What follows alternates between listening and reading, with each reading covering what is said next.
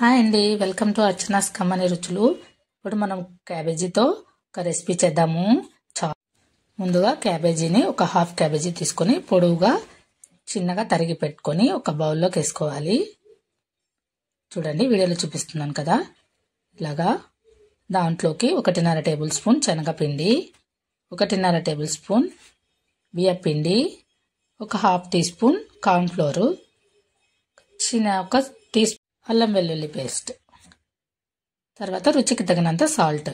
చాలా క్రిస్పీగా, చాలా టేస్టీగా భలే ఉందండి. కారం మీకు టేస్ట్ తగినంత వేసుకోండి.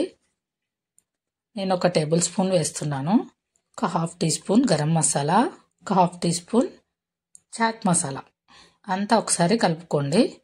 చేత్తో కలపండి, బాగా పట్టుతుంది క్యాబేజీ ముక్కలకి.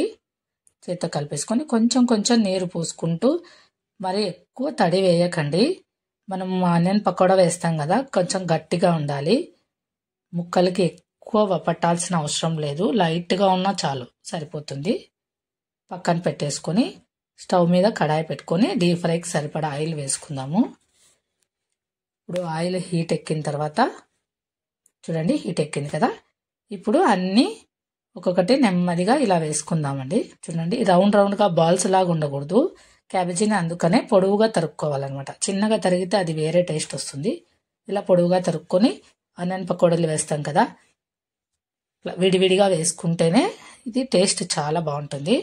తప్పకుండా ట్రై చేయండి, బాగా ఫ్రై చేయండి వాటిని. పిల్లలకి పండక్కి చుట్టాలు వచ్చింటారు కదా, సాయంకాలం అలా స్నాక్స్ చేసేయండి, సూపర్ ఉంటాయి టేస్ట్ మాత్రం. ఒకసారి చేసినారంటే మీకే తెలుస్తుంది. దీని పేరేంటంటే క్యాబేజీ చాట్ అనమాట, పకోడీ చాట్. బాగుంది కదా పేరు, ట్రై చేయండి, మీకే తెలుస్తుంది టేస్ట్. మా ఛానల్ని సబ్స్క్రైబ్ చేసుకోండి, అలాగే లైక్ కొట్టండి. ఎలా ఉందో ఈ రెసిపీ చేసుకొని టేస్ట్ చేసి నాకు కామెంట్ చేయండి. చూడండి, బాగా రోస్ట్ అయిపోయినాయి కదా, చాలా బాగా కాలినాయి. మొత్తం అన్నీ అలానే వేసేసుకొని ఒక బౌల్లోకి వేసేసుకుందాము. చూసేకి ఇలానే ఉంటాయండి, తింటేనే టేస్ట్ తెలుస్తుంది. ఒకసారి తిని చూడండి, చెప్తాను. తర్వాత కొంచెం కారం వేసుకోండి, ఆల్రెడీ మనం వేసాం కదా కారము.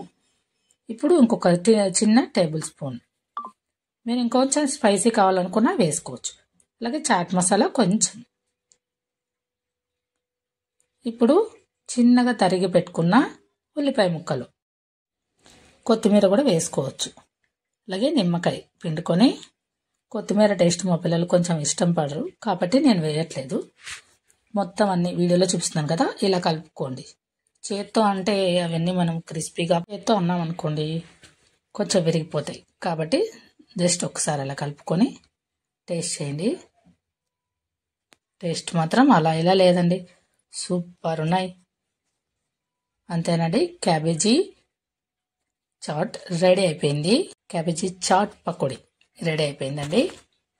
తప్పకుండా ట్రై చేయండి, లైక్ కొట్టడం మర్చిపోకండి. Thank you so much.